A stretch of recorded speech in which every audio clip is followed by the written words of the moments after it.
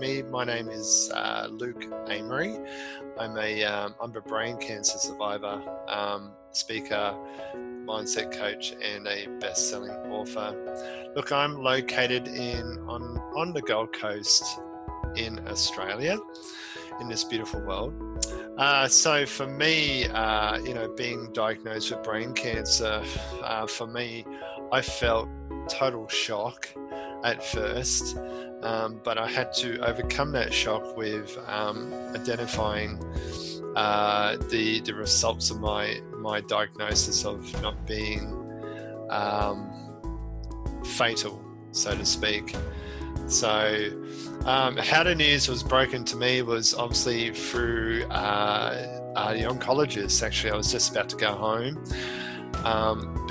From being in hospital for about 14, 15 days of the diagnosis. So had my bags packed and I was actually heading out, and the oncologist had come in and said, look, Luke, we need to sit you down because we have some news that we need to inform you. So at that time I wasn't aware that it was brain cancer. So she sat me down and said, Luke, we have this diagnosis here, and we need to tell you that it's brain cancer. And I just paused for about a split second, and I had to I was a little bit shocked, I'll be honest with you. I was a little bit shocked, of course. And then something in my mind said, not right now. So for me at that time, I was 34 years of age. And then at that same time when I was giving that diagnosis from the oncologist, my son was only 9 months old and he's been walked into the same room on a pram. He's 5 now. And when I looked at that just really drove me to obviously overcome that diagnosis of brain cancer. So obviously how I felt very fragile, very scared, and obviously the diagnosis with my family obviously were quite confronting, because my wife felt like, oh my God, what now? It's cancer. So we're all a little bit out of water, to be honest with you. So the plans from there obviously were, I was informed that, Luke, okay, you can go home, but we'll call you in a day or two to obviously refer you to another hospital to get some radiation and chemo. So that was the plan. So I felt a little bit skew-if and unsure what the future was, obviously. So I went home. It was just getting over Christmas, so it was past the New Year's Eve. So I had to wait for a phone call. I felt a little bit lost, and then I got the phone call and said, "Okay, well, Luke, this is the plan. The plan is that we're going to go in for another brain surgery to remove the remaining 5% of the tumor, because at that time they only removed 95%. And the reason being is that because the remaining tumor was wrapped around the main nerve of my left face. So they felt that was quite risky if they kept, or they removed the tumor, so to speak. So that was a little bit confronting, and the family obviously were a little bit stressed out, and obviously I was a little bit freaked out myself, but I knew that obviously I had my purpose of staying alive, and because of 34 was not a good time for me to leave this world at this present time. So that's what I felt, and waiting around for that next hospital visit, because it wasn't like, hey, let's go in straight away. We had to wait at least another 7 days or so to go in to obviously reschedule the next surgery, which was my second brain surgery. I had 3 in total to remove this tumor. So literally going in and waiting to go in for the next surgery, and obviously at that time my son was at kindy, and my wife was with me, and she was very distraught.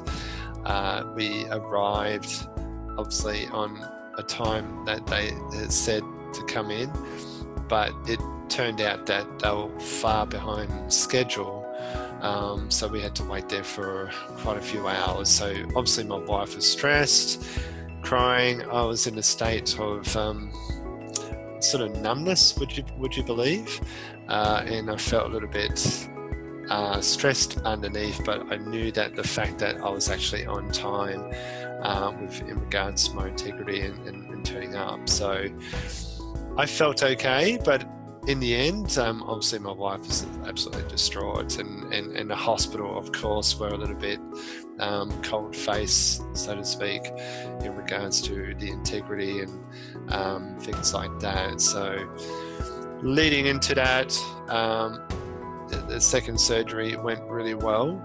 The main purpose of the second surgery was to remove the remaining part of the cancer, and after 6 or 7 hours surgery, they removed it with scorpion venom, would you believe it?